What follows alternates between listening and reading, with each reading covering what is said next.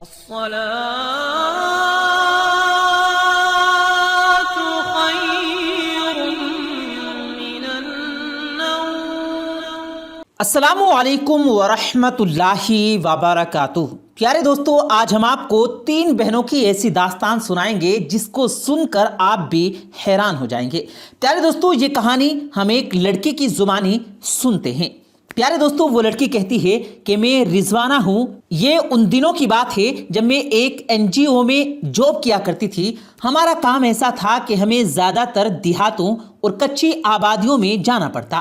ہماری NGO کا کام چھوٹی سطح پر قرضے دینا اور لوگوں کے لیے تعلیم کا انتظام کرنا تھا۔ ہم لوگ صبح کام کو نکلتے اور شام کو واپس لوٹتے۔ میرے ساتھ اور بھی کافی لڑکیاں کام کرتی تھی۔ ان میں 3 بہنیں تھیں جو بہت خوبصورت تھی۔ یہ لوگ ہمارے محلے میں رہتے تھے۔ وہ لڑکیاں جتنی خوبصورت تھی اتنا ہی ان کے گھر میں غریبی نے ڈیرے ڈال رکھے تھے۔ وہ لڑکی آگے بتاتی ہے کہ انکل شفیق ہمارے پڑوسی تھے۔ انہوں نے محلے میں درزی کی ایک چھوٹی سی دکان بنا رکھی تھی۔ دکان کی تو ان کی کچھ خاص نہ چلتی تھی، بس کچھ اپنے لیے کما لیتے تھے۔ جب انکل شفیق کی پہلی بیوی انتقال کر گئی، اس وقت وہ بچیاں چھوٹی تھی۔ انکل نے اپنی رشتہ داری میں دوسری شادی کر لی تھی۔ انکل شفیق کی دوسری بیوی جوان اور خوبصورت تھی۔ انکل شفیق سے شادی کے بعد ان کے یہاں ایک بیٹا پیدا ہوا۔ اب انکل کی زندگی میں کچھ سکون آ گیا۔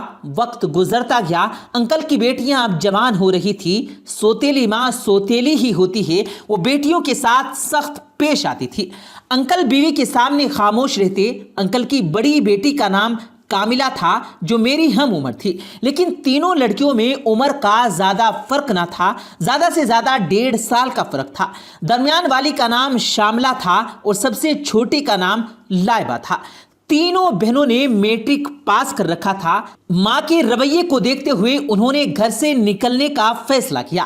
ایک دن کاملہ میرے پاس آئی اور کہنے لگی، میری کوئی جاب لگوا دو۔ میں نے اپنے آفس میں بات کی۔ انہوں نے کہا کہ فیلور کے لیے لڑکیاں درکار ہیں۔ یوں ان تینوں بہنوں کو میرے ساتھ کام مل گیا۔ ہمارے ساتھ کچھ مرد حضرات بھی کام کرتے تھے۔ انہی میں ایک سر قاسم بھی تھے۔ جوں وقت گزرتا گیا، تینوں بہنیں کام کو سمجھتی چلی گئی۔ لائبہ اپنی دونوں بہنوں کی نسبت بہت تیز تھی۔ اس نے کام کو جلدی سے سمجھ لیا۔ سر قاسم لائبہ کے کام سے بہت خوش تھے۔ ویسے بھی لائبہ دل لگا کر کام کرتی تھی۔ انہی دنوں لائبہ سر قاسم کو پسند کرنے لگی اور سر قاسم بھی لائبہ کو پسند کرتی تھی۔ بات پسند سے زیادہ بڑھ گئی اور لائبہ نے سر قاسم سے شادی کرنے کا فیصلہ کر لیا، مگر اس نے یہ بات گھر والوں سے نہ کی کہ وہ سر قاسم سے شادی کرنا چاہتی ہیں، اور نہ ہی اس کا ذکر اپنی دونوں بہنوں سے کیا۔ ایک روز اچانک خبر ملی کہ لائبہ سر قاسم کے ساتھ بھاگ گئی ہے۔ سارے محلے میں آندھی کی طرح یہ خبر پھیل گئی۔ مجھے معلوم ہوا تو بہت افسوس ہوا۔ میں اور امی انکل کے گھر گئے۔ انکل کام سے نڈھال چارپائی پر لیٹے تھے۔ لائبہ نے قاسم کے ساتھ بھاگ کر شادی کر لی اور قاسم اس کو لے کر کراچی چلا گیا۔ اس واقعے کو 3 مہینے گزرے تھے۔ پھر ایک روز افسوسناک خبر ملی۔ پتہ چلا کہ لائبہ گھر واپس آ گئی ہے۔ اس کا شوہر موٹر بائیک پہ کہیں جا رہا تھا کہ اس کا ایکسیڈنٹ ہو گیا اور موقع پر ہی دم توڑ گیا۔ ساس سسر نے منحوس کہہ کر گھر سے باہر نکال دیا۔ یوں وہ 3 مہینے کے بعد ہی بیوہ ہو گئی۔ اس کے پاس سوائے ماں باپ کے گھر کے کوئی راستہ نہیں تھا۔ واپس اپنے باپ کے گھر میں آ گئی۔ باپ کا دل نرم تھا، اس نے معاف کر دیا۔ اب سنیے دوسری بہن کی کہانی۔ کاملہ کو NGO نے ایک گاؤں کے اندر اسکول میں بچوں کو پڑھانے کی ڈیوٹی دی تھی۔ وہ زمین جس پر اسکول تعمیر کیا گیا تھا، وہ زمین گاؤں کے نمبردار نے NGO کو دی تھی۔ کاملہ دیکھنے میں اپنی دونوں بہنوں کی نسبت بہت حسین تھی۔ ایک دن گاؤں کے نمبردار کے بیٹے نے کاملہ کو جاتے ہوئے دیکھ لیا۔ نمبردار کا بیٹا شاداب اس کو دیکھتے ہی فریفتہ ہو گیا۔ اب جو دن گزرتے گئے، وہ روزانہ اس کے آنے جانے والے راستے پر نگاہ رکھتا۔ پھر ایک دن اس نے کاملہ کو روک کر دل کی بات کہتی۔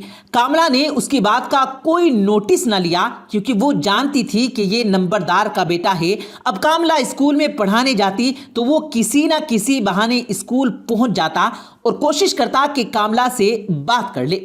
اس نے NGO سے بھی یہ کہہ دیا کہ وہ گاؤں میں ڈسپینسری سے بنوانا چاہتا ہے، اس کے لیے وہ زمین کا بندوبست کر دے گا۔ اسی لیے NGO والے بھی اس کی ہر بات کو اچھا دیتے اور اسکول میں آنے جانے کو برا نہ جانتے تھے۔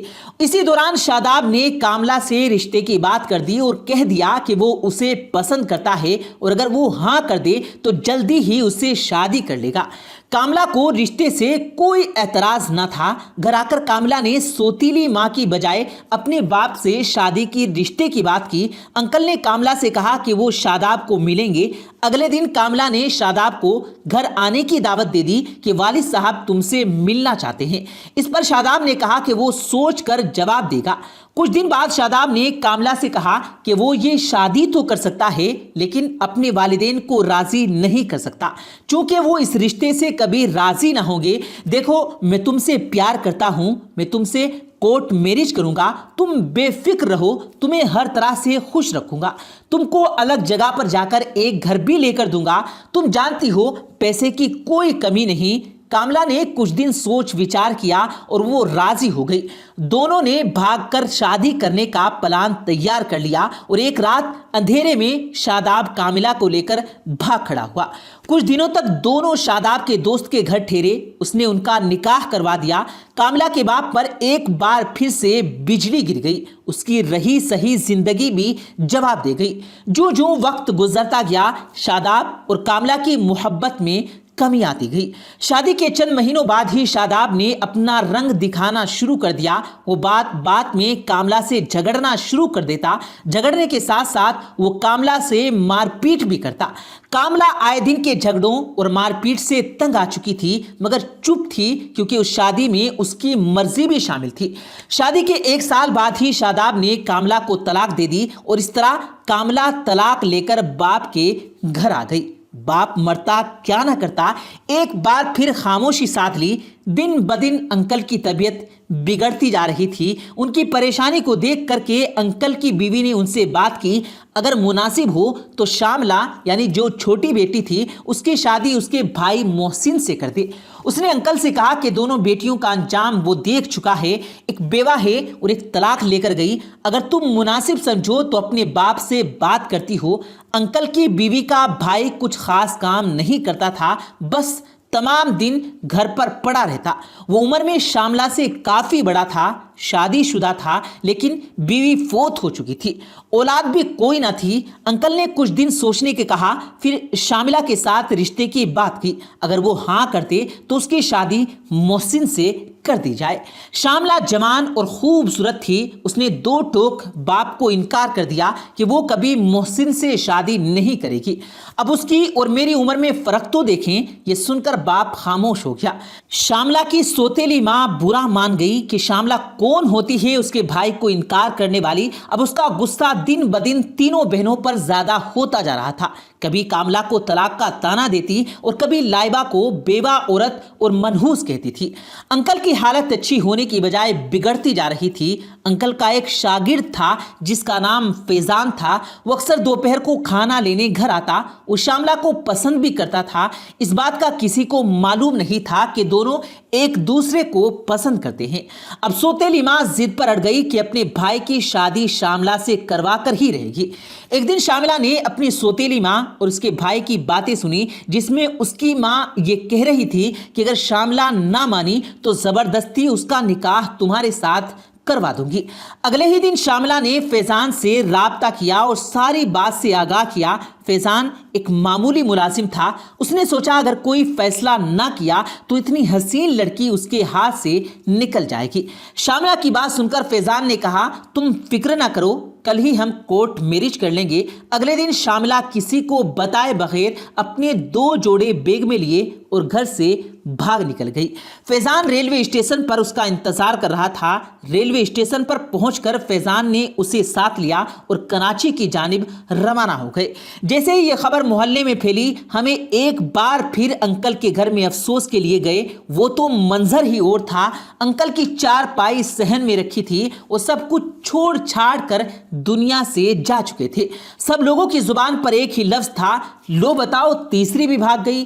تدفین کے کچھ دن کے بعد ہم لوگ ان کے گھر میں گئے، دیکھا تو بہت افسوس ہوا، ان کے گھر میں راشن ختم ہو چکا تھا۔ ہم سب محلے والوں نے کچھ روپے جمع کیے اور راشن لے کر ان کے گھر بھیجوا دیا۔ شاملہ کا اس کے بعد کیا ہوا کچھ پتہ نہ چلا، وہ کہاں اور کس حال میں ہے۔